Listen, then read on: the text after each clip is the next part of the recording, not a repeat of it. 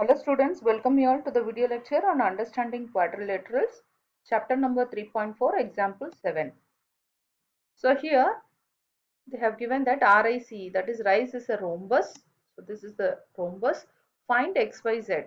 So we need to find out the value of unknown terms, that is XYZ, and we have to justify the findings also. Okay. So for the rhombus, all sides are equal. Okay, as well as these diagonals bisect each other. Okay,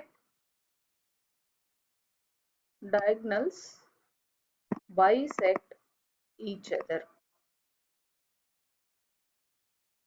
Okay, so EI is a diagonal, RC is the diagonal.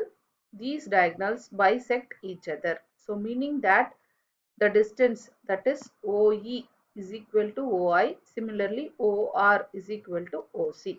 Okay, so therefore we can write that OE equal to OI.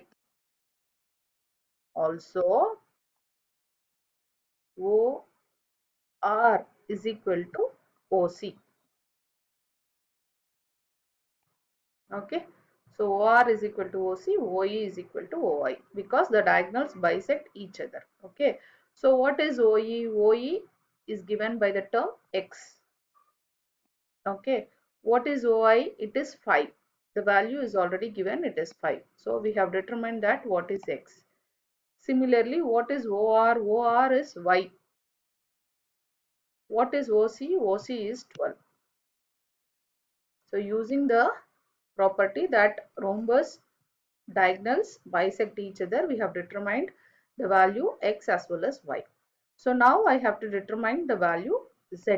Okay, so this is actually side of a rhombus. Okay, so for that actually we have a another property of rhombus such that all sides are equal. Okay, in rhombus all sides are equal. Okay, since all sides are equal, one of the side they have given it as 13, so definitely all the sides will be of 13, right?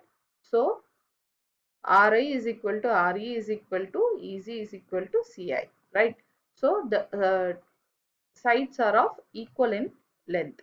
Okay, so therefore directly we can write that Z is equal to 13. Why? Because sides are equal in length for rhombus. Okay, thank you, thanks for watching.